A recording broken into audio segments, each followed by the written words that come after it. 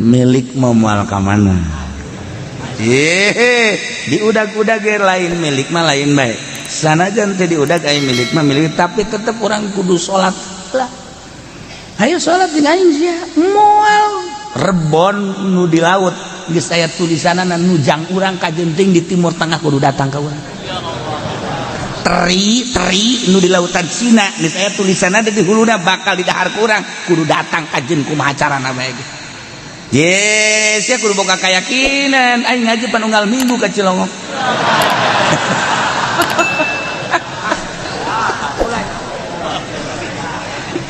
Babaturan lana taqiyatuddin. Sia deuk salat bae.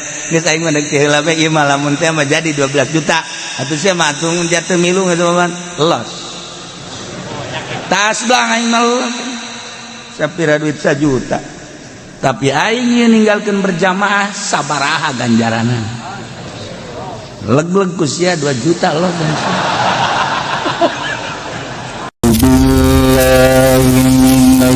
الشيطان الرجيم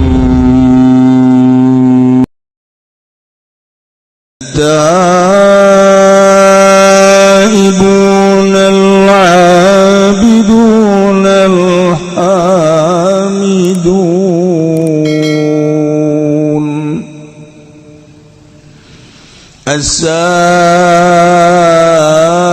السائحون الراكعون الساجدون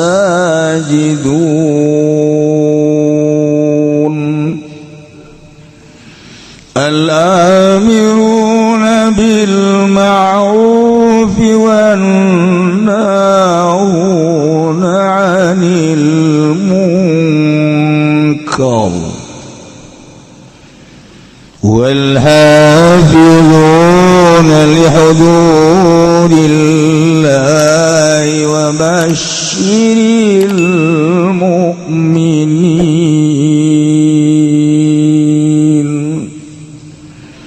والله أعلم بمرادي التائبون العابدون.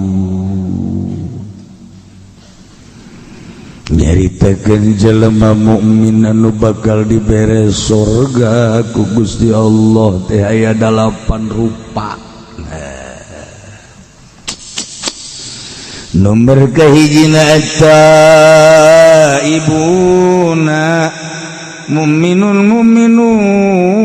anu tararobat tina kasalahan-kasalahan mumpung urang masih keneh dibere kesempatan ku Gusti Allah.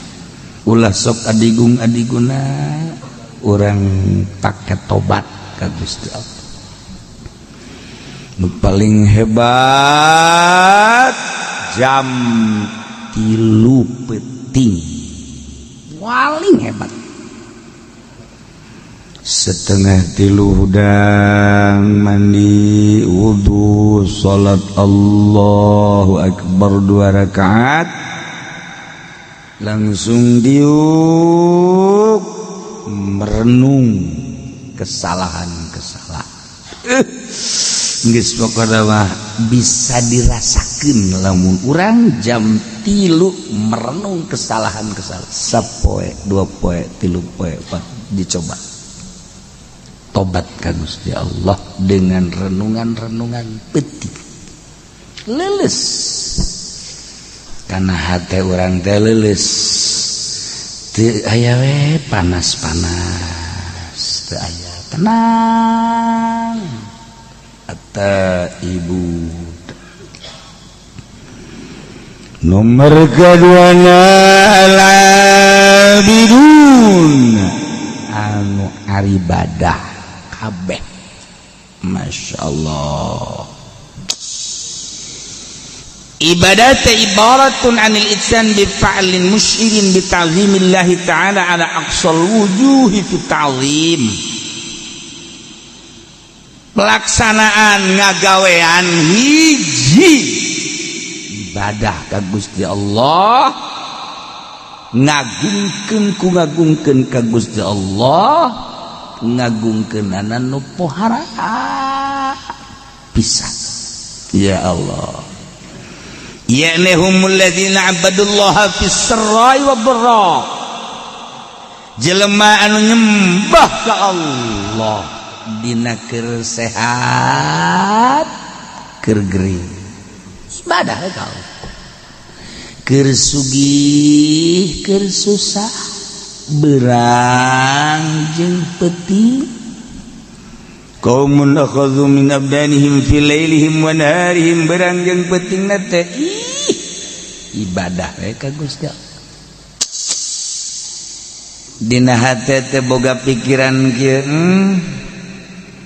aing teh eueuh tadina ku ari aya nu ngayakeun Allah maha kawasa Allah pangeran aing geus aya aing dihirupan ku Gusti Allah ya Allah ya Rabb alhamdulillah abdi teh dihirupan ku Gusti dulur abdi tetangga abdi nu sebaya jeung abdi geus baralik abdi masih kena dihirupan tur dibere sehat batur maya nu bengek darah tinggi dan lain-lain sebagainya tapi abdi mah dibere sehat Gusti iya abdi teh sehat abdi hirup abdi segala rupa dek pake ngabakti ka Gusti naon ku Gusti dititah salat lah insyaallah leutik perasaan salat puasa ya sapira puasa kecil sama puasa tahajud ya sapira tahajud tuh kan sedekah Gusti abdi mah jadi kanikmatan sedekah ngeunaheun perasaan sedekah teh haji kobok itu mah nyantun yatim piatu asal indungna be nikmat fakir miskin tah ibadah ka Gusti Allah nyaan eueuh nu di dalam naon perintah Allah salat siap urang kan ibadah teh ku ari mah berat asa beban tak perintah syariat keur ngeuna urang diuk ngadeng suara azan Allahu akbar di dalam kurang jam asa naik ngawuduk cikeme salat ih cepet abad ngapain ngadengin aja ngapa ngadengin azan teh eta digerokeun ku Gusti Allah kan hakikatna mah eta beres azan aya babaturan din saya kira di mah aya ieu milu jeung aing enon emang iya motor kan tadi teh geus ditawar 10 juta belah ditulis nawar 12 juta jadi lamun jadi mah geus 1 juta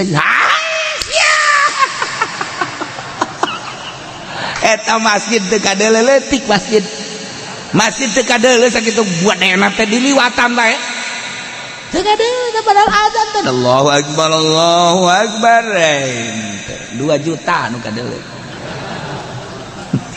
capek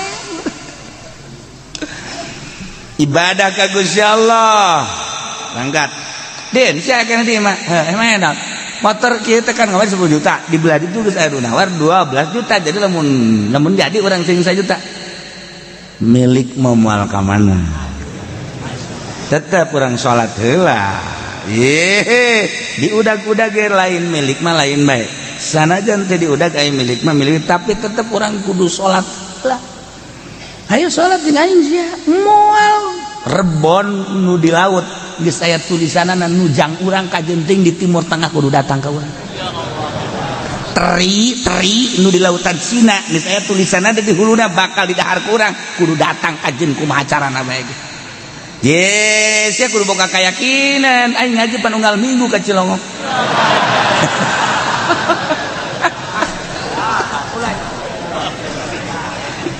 babaturanna teh kieu din sia deuk salat bae geus aing mah deuk teh heula bae ieu mah lamun teh mah jadi 12 juta atuh sia mah atung jatuh milu ngeuman los tas blang aing mah sapira duit 1 juta tapi aing ieu ninggalkeun berjamaah sabaraha ganjaranna leg-leg ku sia 2 juta los ngomong doang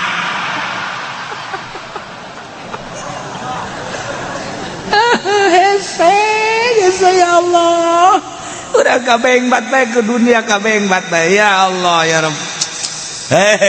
Eta mah tarolah keuntungan aya tah mah hasilna ieu lain.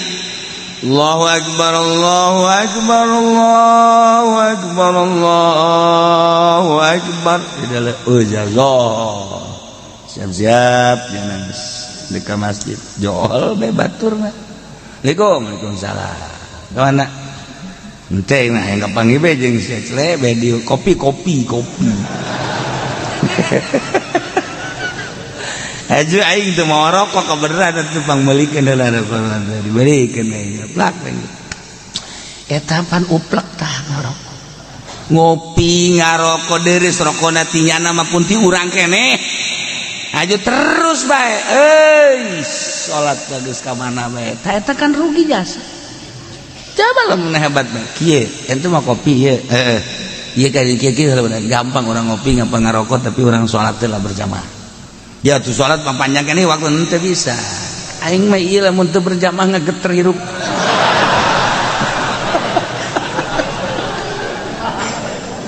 Taginaheun geus gitu ya Allah ya Rabbi Gusti. Al-abiduna nomor kedua nu ibadah ka Gusti Allah berangjeng peting sarai wa dharra keur boga keur teu boga tetep ibadah ka Gusti Allah sehat jeung gering tetep ibadah ka Gusti Allah berangjeng peting tetep ibadah ka Gusti Allah tentu ku Allah engke bakal dicoba sia teh ku aing dicoba keur loba mah ka aing ibadahna para cik ku aing dikurangan ku ari dagangna merosot ekspor impor geus eueuh ku ari bahan bakuna geus eueuh properti ting jarungkal ku ari toko kitu keneh Indomart ge geus tinggal bangunanna doang sabar subur ge buarali karyawanna cingluh ge ku ari geus hampir-hampir goyang. Ayo sia di kaluar-luarkeun karyawan mulai karyawan teh aing geus ngaji tetap aing ada ibadah. Waduh mantep. Kamari aing loba duit ibadah coba ku Gusti Allah.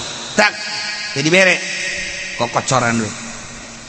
Nah tetep Allahu akbar. Malah jadi imam gua ini. Sekali jadi imam atau aing kegiatan nih pabrik ente dagang ente aing gas aing mah beh ganjaran aing gede jadi imam si akur tapi itu akur mah moal aing si akur hayu bacaan aing ku sia dengekeun mun bener atau aing silakeun jadi imam mun teu bener aing makmum ka sia bersih teh budaknya kan aya jelema hayang jadi imam bae mun sliding ku batur jadi imam ieu mimbar geus dikontrak wae satungtung aing aya awas ya teu meunang sangalengka ka di awas ya ambo udah aduh aki goblok tuh al-abidun gering urang setik tetep bae paksakeun Allah biasa bae saha nu nyaho gering eta anu terus maot aju urang salat bae kan mantep iya Allah. Dua Alhamidun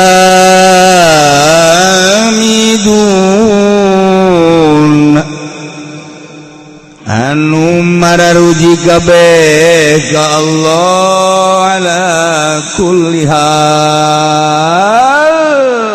setiap situasi jeung kondisi kumaha bae selalu muji ka Gusti Allah.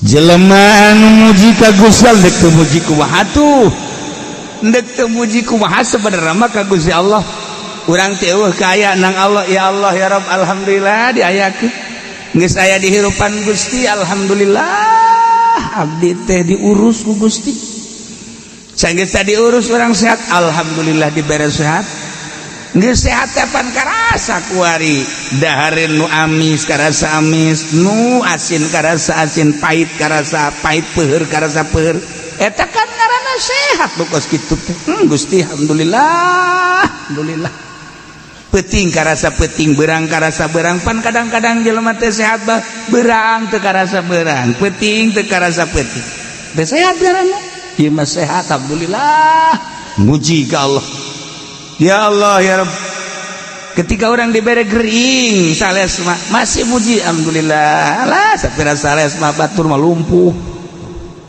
urang dibere laleles tapi bisa kere lempang alhamdulillah Gusti kekarak dibere leles batur mah geus teu bisa lempang dibere orang geus teu bisa lempang alhamdulillah Gusti batur mah teu bisa diuk abdi mah diuk bisa keneh bisa urang teh mah diuk tuh kan bisa diuk tapi teu bisa lempang alhamdulillah batur geus bisa diuk-diuk acat bari mah bisa ngedeng doang tapi robah mah bisa batur bae teu bisa robah-robah acan abdi mah ya alhamdulillah ngedeng mah bisa robah bisa ngomong mah ngeunah kadak dibere pararanas beungeut bae ge batuk saeutik maju bae teruskeun salat neng bilang aing mah geus baal salat bongan ku Allah dibere gering Gusti Allah tolol teh budak ku aing nyoba kasia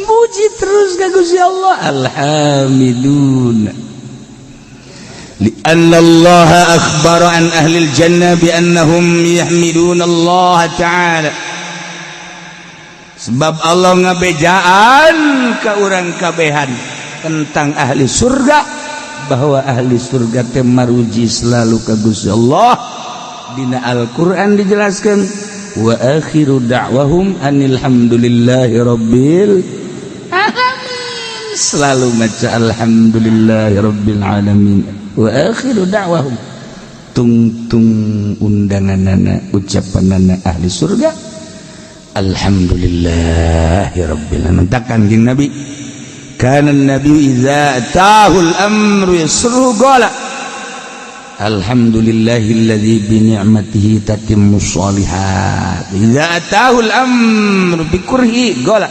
alhamdulillahi ala kulli hal lamun kangjeng kadatangan perkara nu ngabungahkeun macana alhamdulillah bi ni'matihi tatimmus shalat tatimmus shalihat tapi lamun nilai hiji perkara kadatangan hiji perkara pika embungeun macana alhamdulillahi ala kulli hal ya Allah ya Rabb masyaallah tuh ya awal man yud'a ila al-jannah yaumal qiyamah alladzina yahmiduna Allah ala kulli hal bis-sarra'i wad-dharra pangheulana jelema anu disambut anu digerokeun anu diprioritaskeun ila jannah ka surga yaumal qiyamah jaga di poe kiamat alladzina yahmiduna Allah ala kulli hal jelema-jelema anu maruji ka Allah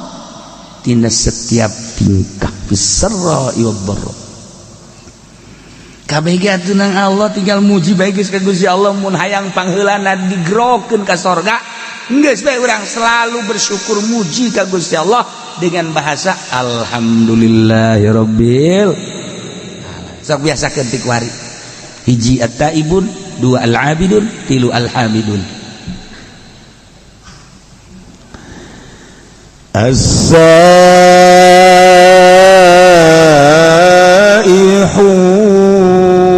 as-saihun nomor kaopatna as-saihun teh ditafsiran ku Imam Jalal teh as-saimun nu pararwasa kabeh ya Allah padahal asal nama sayhun teh anu nyuksruk berangkat ninggalkeun lembur dalam rangka ibadah bahasa kerenna mah berkelana tapi berkelanana lain yangan ani ieu mah berkelana si seuri heran aing mah ieu mah berkelana ibadah ya Karim ya Allah as-saihun jelema-jelema nu ninggalkeun lembur ibadah ka Gusti Allah. Keberanian si Imam Jalal nafsiran as-saihun wa as-shaimun. Lantaran jelema anu puasa teh kapan ninggalkeun kangenahan dahar, kangenahan minum, kangenahan jima, ku ninggalkeun dahar minum menjima, maka sarua jeung jelema anu beberangkatan ti imahna. Ketika jelema berangkat ti imahna menuju satu daerah, eta teh kapan ninggalkeun kesenangan-kesenangan. Sapoe dua poe mah kadang bekal aya keneh, 3 poe 4 poe bakal aya keneh.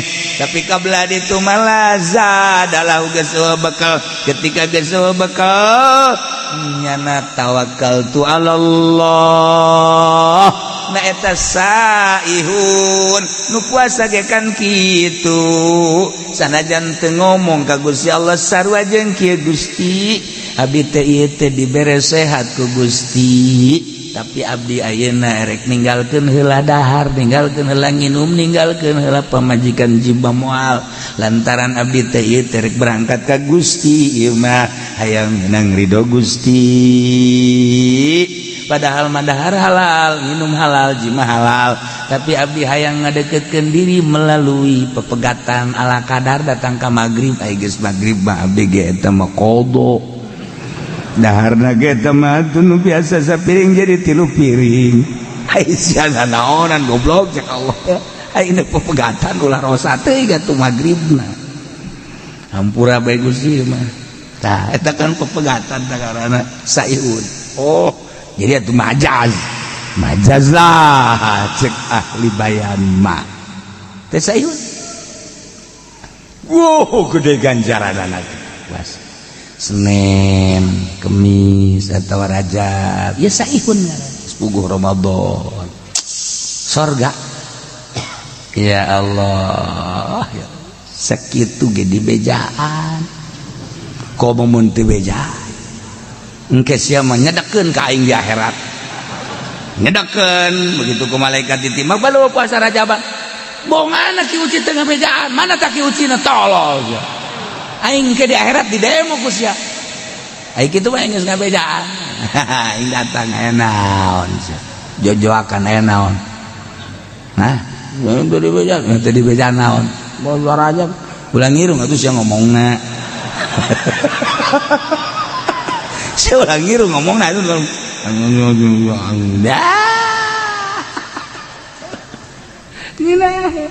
aing malah hanya deket ka sia as-saihun. Ya Allah ya Rabb. Ya nomor kahiji as-saimun tapi wakil cek sakalmah. Iya dina hadis cek dina hadis siyahatu ummati as-shaum tadi atawa talabatul ilmi jelema nu neangan ilmu agama eta adalah saihun ninggalkeun lemburna ti Belaraja ti Cisoka ti SPT Espatan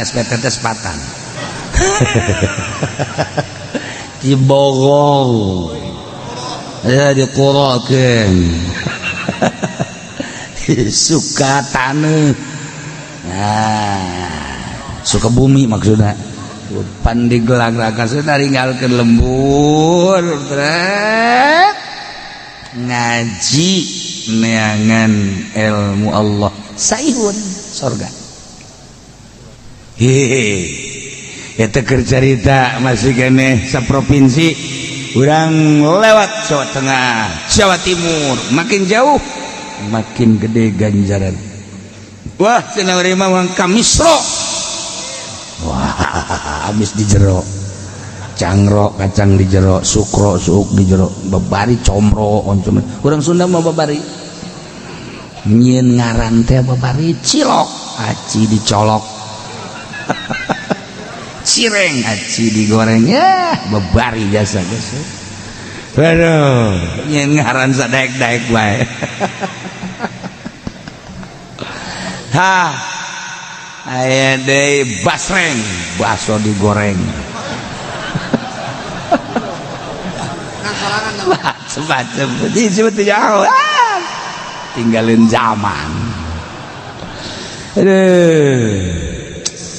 tah sayhun teh talabatul ilmi santri-santri santrian sebab yantaqiluna min baladin ila baladin fi talabihi katilu sayhun teh al-guzzat al-mujahiduna fi sabilillah jelema perang ngaluhurkeun agama Allah masya Allah saihun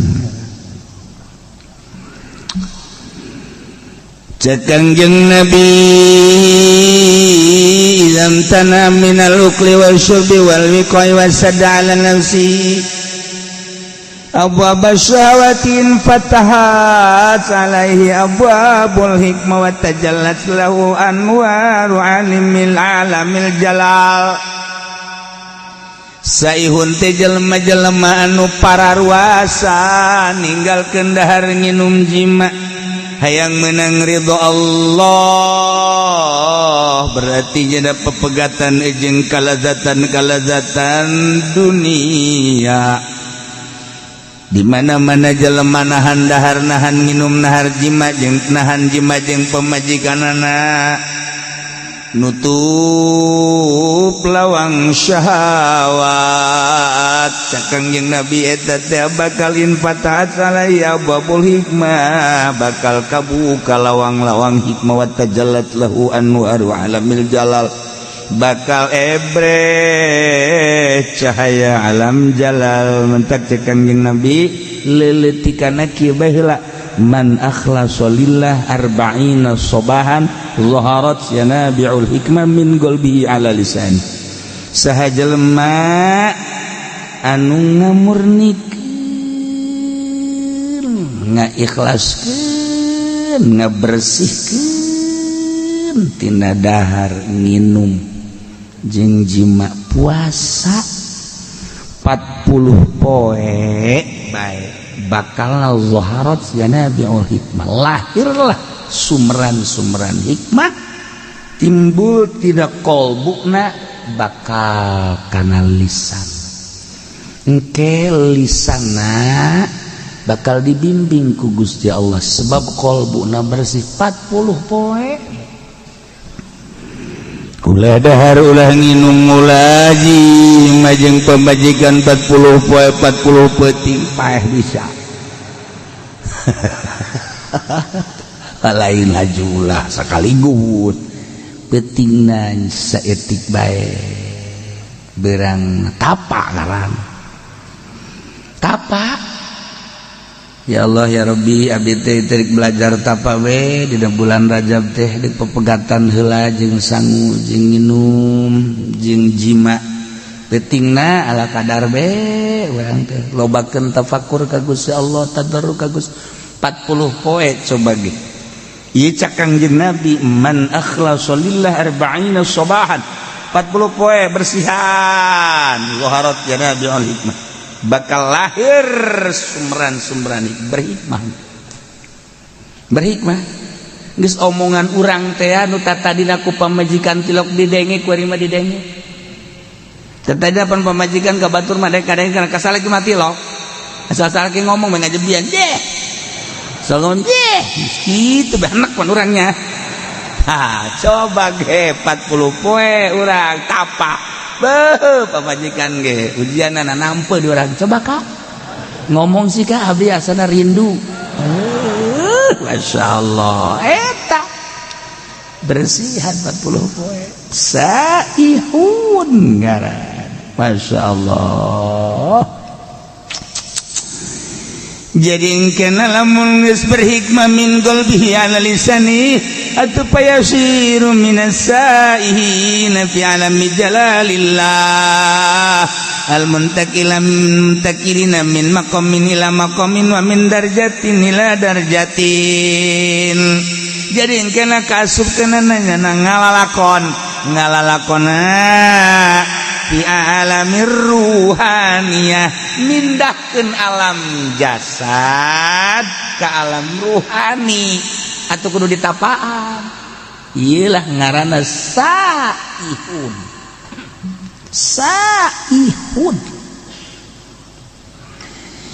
di Bani Israel baheula teh aya hiji perguruan di mana-mana asup kadinya guru ruhani. Kita puasa tapang ngaranna riyadhah 40 peti. Lanjut ku ari ge masih bala di Israel, di Bani Israel. Asal geus tapa 40 peti delejeung degena berubah. Ambeuna berubah. Kuari geus jadi aya di alam ruhan. Hebat eta perguruan ruhani mun kuari thariqah nu asli. Nah aya hiji jelema asup kadinya eta teh bagi teh tukang zina lacut mabok aing asup ke perguruan ieu lah riyadhah jana 40 penting biasa bae cara itu sesuai jeung aturan guruna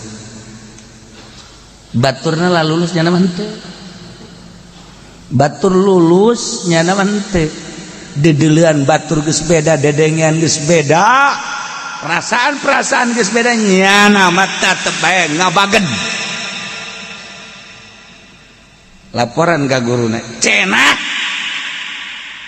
cakangjeng nabi man akhlasa lillah 40 subahan yuharat yana bil hikmah min qalbi ala lisan kula geus kurang kumaha cek cenah ieu nges ninggalkeun lembur, ninggalkeun dahar, ninggalkeun nginum, ninggalkeun jima. Tapi kok batur lalu lulus kula henteu? Mana ucapan kangjeng? Bau nungtutnya na. Cak guruna tenang. Dipandian ku guruna. Pandian doa. Bareng di guru. Bareng sia. Doakeun ku guruna. Di mana ieu sih kasalahanana menta ka Gusti Allah ya Rabb ieu budak teh hayang bener tapi ieu geus diriyadhahan 40 penting masih keneh di mana kasalahanana dibere ilham ternyata orangnya anak jadah anak zina bahkan indungna masih zina keneh jadi gangguanna ti indung gangguan nanti indung langsung didatangan ku guruna nyai wah order ya siapa tuh nyokan bakar sorban meren anggap order baik kecuali si eta los bantu aing yaksi bangsa ada babernya lu datang teh pajadek mau order naon ieu kalengitan anak leungit cek anak kubu waduh tukang neangan order lain masalah gitu bi anak aya di pesantren kula di pesantren sanunita teh budak pondok aing mah teu sudi terido oh paingan tuh kan jadi ieu budak teu nepi-nepi teh eueuh ridho ti indung iya cek manehanana ieu anu jadi cikal bakal ngalanjutkeun perjuangan naon lah pokokna perjuangan maksudna perjuangan naon bisnis non migas oh ya anak kula orang pesantren paingan kumpul teh angan nu bae tah ieu mah ridokeun bae nya binya ridokeun anak geus pesantren di imah di ditu bahkan geus 40 bener leungit geus 40 poe ieu ngajakan apa hayang sorangan manehanana hayang mengabdikan diri ka Gusti Allah lantaran kaya miskin beungar nu kumaha ge bakal pae becek man lah mani ngabdikeun diri bae ayeuna riadoh masyaallah teu budak ku suci-suci teuing pikiranana padahal dibere dahar tina hasil non migas tapi ieu budak naon gitu jadi bagus eta diridokeun atuh geus kitu sabodo jana deuk ibadah mah ka Gusti Allah balik deui geus diridokeun ngadoa deui memeh ngadoa ceuk anakna mama abdi kuari geus berubah pemikiran abdi dedelana indung tah didu udah jadi urang deuk usaha mantek ngajejes indung ditoler-toler mah urang deuk naon indung tak indung pengabdian urang ka Allah tapi wasilahna kudu aya ridho indung birrul walidain masyaallah cak guru date sia kudu perasaan we kuari mah geus hayang naon cenah hayang jeung Allah tah eta geus teu hayang diberenan teu hayang abi mah geus jeung Allah tah urang teh ibadah supaya datang ka dinya tah supaya datang perasaan teh jeung Allah urang mah dongeng doang pan atuh dongeng doang mah ria doang teu naon teu kita puasa Senin Kamis bolos kita puasa Rajab bolos kita Ramadan hampir dekumat asaihun masyaallah indah ya ka makom ruhani kurang puasa beta puasa nyetikan tapi dahar mah dahar tetep minum tapi seetik beda ge perasaan lain deui dedelan lain deui aju embung ka mana-mana embung ka mana-mana Saihun tuh kan ya kari ngelailah jelema mukmin anu bakal dibubungah ku surga 8 nomor kahiji at-taibun nomor kadua al-abidun nomor katilu al-hamidun nomor kaopat al-asaihun jelema nu pararuasa ninggalkeun kalazatan dunia menuju ridho Allah atawa talabatul ilm ninggalkeun lembur demi untuk meraih ridho Allah melalui ilmu Allah teu asup salian teh ilmu Allah mah ilmu tekan kabagi dua aya ilmu dunia aya ilmu akhirat nu dimaksud di ilmu akhirat ilmu dunia mah kacau bae ilmu dunia nama ilmu dunia nu lain ilmu akhirat ilmu dunia kacau ieu bae ilmu akhirat atawa guzat al-mujahiduna fisabilillah mantap Kangjeng Nabi Isa disebut Masih Saihun Masihum Isa Al-Masih Ibnu Maryam Isa Masih teh nya nama teu boga tempat Kangjeng Nabi Isa mah teu boga tempat tinggal mantap lempang we terus sama dakwah terus Masih Ibnu Maryam teu boga tempat mantap kurang kuari riweuh amat teu boga tempat bagi kudu membingung Kangjeng Nabi Isa mah teu boga teu bogaeun sajengkal-jengkal aja ya Allah nu laloba ge ditaringgalkeun ku urang geus itu urang kumaha Allah bae cenah dibere alhamdulillah teu dibere alhamdulillah tah supaya datang ka dinya tah hese karena balalener tuh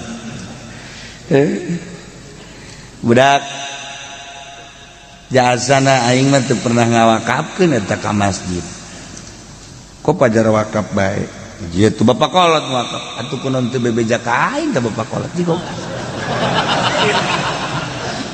ka hayang aing bapak kolot ngawakafkeun teu bebeja ka aing geus aing masjid dijual Masya Allah, kayak lain nambahan wakaf, pendahan ngejual wakaf. Lalakon teh lamun geus caritakeun alam ruhani, ieu teh kapan kudu aya anu ngatur tentang ruhani, ngaranna eta teh ilmu batin. Nu ngurusan ilmu zahir mah gampang kadeuleu ku mata, tapi ngurusan ruhani mah anu bahayana jelema anu can usul ka Gusti Allah geus milu-milu ngurusan batur ngabeat tita zikir milu torikoh ka manehanana dengan catatan kena mayar maharna make emas. Goblok meureun, ruhani sih make mahar, hikmat mah geus kitu bae. Eta loba murid engke teh abeh loba murid, ayo loba murid bapan alhamdulillah balum mere salah. Atau aing mah yang loba murid teh lain masalah aya dibere abeh agung abah agung aing kulobaan mangke salah. Nu mentak mun encan usul ilallah ulah osok ngabeat batur sorangan heula. Sorangan geus datang ka mana perasaanana aju aya tanda. Jelema nu geus usul teh aya tanda minimal 3 tanda minimal. Geus teu bisa dibohongan. Geus ketika aya jelema nu ngasup-ngasupkeun thariqah, saha guruna anu kan aya tanda. Aduh, karunya amat eta. Takabur tu budak. Ngasup-ngasupkeun thariqah. Nggih, cek janakeun ibadah ka urusanana aya syariat mah syariat, thariqah mah lain. Kudu geus usul. Ya tuh usul nu nyaho tama iwal ti Allah. Pan aya tanda. Tangkal ge dipelakeun sirungan kadeuleu ku urang sirungan. Aju kembangan kadeuleu aju buahan. Atuh sarua teh ge ku ahlina mah kanyahoan. Tah, ieu kan ku ari loba thariqah kajajaden. Main beat bae, make emas sekali beat 10 gram atau sapi hiji. Itu mah ilmu jurig teh bagus gitu mah. Atau nanti ceri bakalah asal balarisa zikir we ulah atas nama thariqah. Setungtung make atas nama thariqah make aturan. Ikan dek mindahkeun alam tina alam jasad ke alam ruhani. Kan di alam ruhani urang urusan roh. Tinggalin ke bakalna jasad. Zikirna ge kan urang teh kuari mah zikir ruhani, misalnya zikir jasad. Islam zikir ruhani engke urang bakal ngelengan sebab asbab dibawa kana roh. Geus kudu anu ngabimbing. Ieu teh basuda asaihu. Jelema anu ngalang-lang buana berangkat ninggalkeun jasad ndek menuju ruh. Asaihu. Batak di manaan? As-shaimun. Pasti atuh sorga ieu mah jelema. Sorga. Meangan kuari urang teh anu bebeneran deuk ka Allah na. Anu lalampahanana teh lillahi taala. Di lembur urang teh angan kiai namun salat nu lillahi taala, alamun ngazakat lillahi taala. Kiai eta lamun ngaji mbungeun dibayar nya nama tilok make turga target.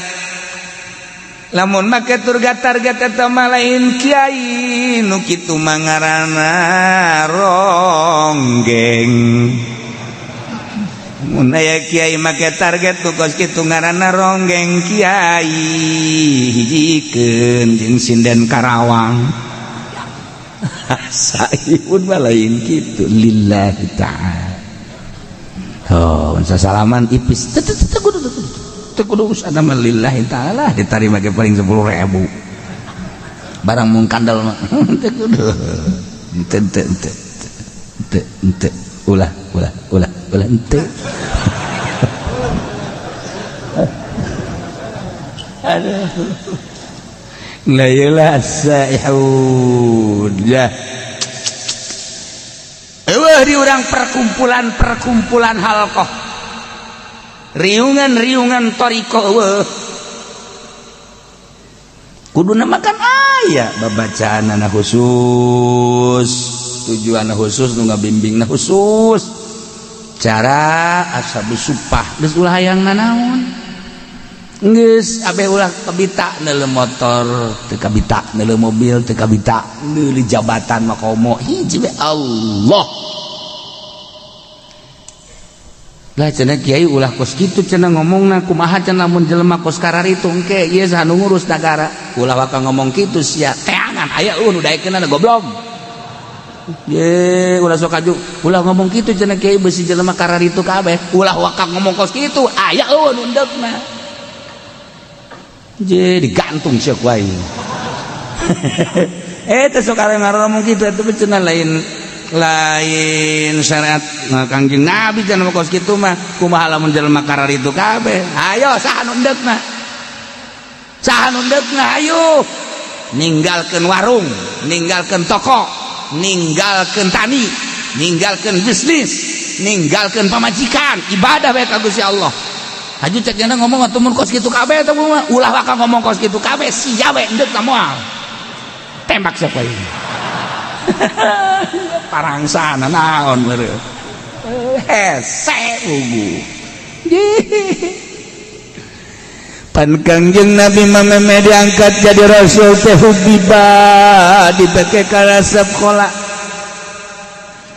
nyepi heula Kangjeng Nabi teh dibere embung babarengan jeung makhluk jeung jelema teh dibere embung ngadenge suara-suara jelema teh dibere tebet tangah hiji jeung jelema teh hubiba ilayal khala resep nyepi datang ka Kangjeng Nabi teh naek ka Guha Hira sorangan memeh diangkat jadi rasul teh mawa bekal Kangjeng Nabi teh Zam-zam ala kadar roti ala kadar korma ala kadar pertama Kangjeng Nabi teh di ditu teh kan saminggu ke naik deui ka ditu teh jadi 12 poe naik deui 15 poe dibere resep nyorangan di Guha Hira teh eta gunung teh can pernah katincak ku jelema Kangjeng nu ngamimitianana masyaallah kan ibadah bae ka Gusti Allah teu hayang ngadenge jelema suara-suara studi ka Gusti Allah lempeng ka Baitullah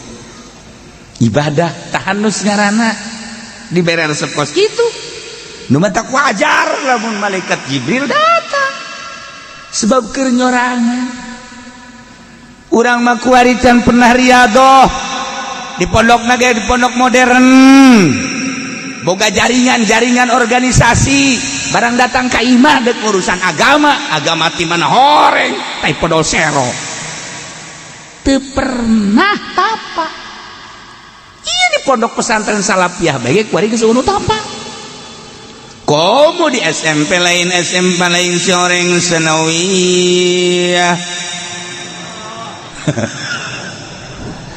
maksudnya lain ulah tapi lain di urusan agama tama administrasi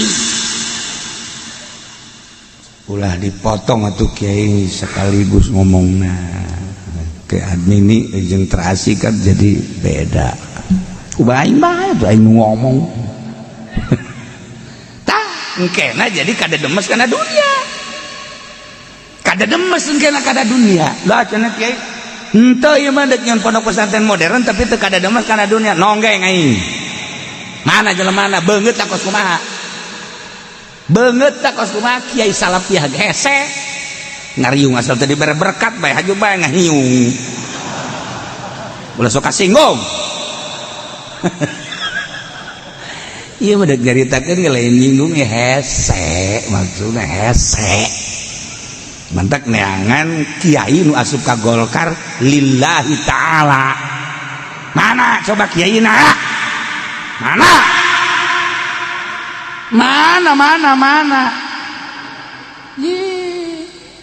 sia asal ikhlas atau mal beres maksudnya ulah lain ulah berarti hese itu kelihatan hese atau mangga bae tah mah henteu cenah nu di NU mah ikhlas mana bangetna banget mah ikhlas kumaha emang lain je ente cenah nu dihatai mah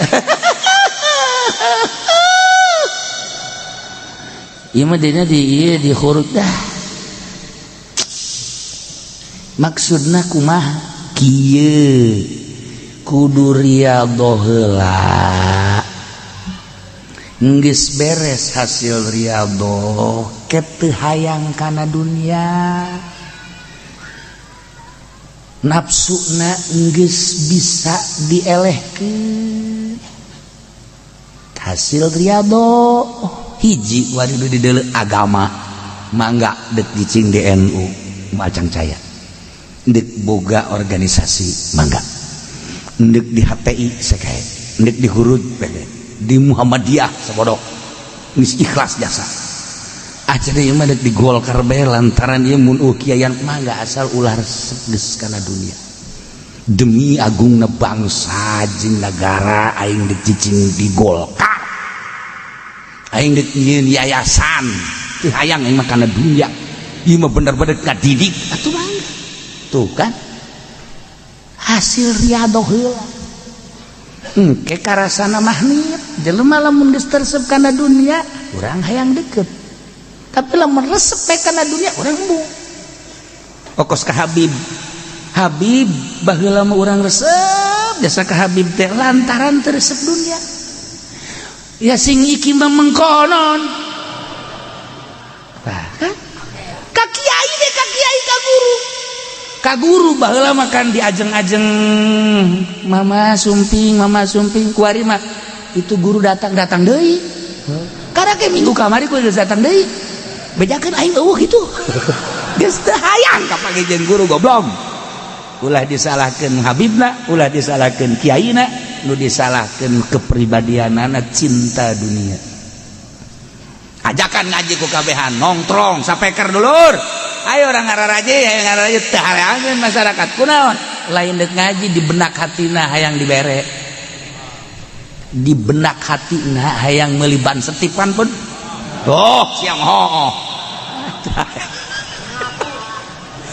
bersihan riyadhah ngaranna sok geura di gunung urang cicing udag ku jelema di leuweung urang cicing di udag ulah aya hayang dibere ulah hayang dunia hiji Allah as-saihu mudah-mudahan urang kabehan dibere bisa muka mata hati urang sehingga urang bisa ngamalkeun ayat at-taibuna sampai dieu jeung urang nemah ka Gusti Allah Subhanahu wa taala hingga urang dibere ku Gusti Allah pangbubungah urang kabehan bakal dibere sorga kabeh asup ka sorga kabeh berangkat menuju sorga babarengan jeung guru-guru urang jeung pemimpin-pemimpin urang dihuluan ku Kangjeng Nabi Muhammad sallallahu alaihi wasallam.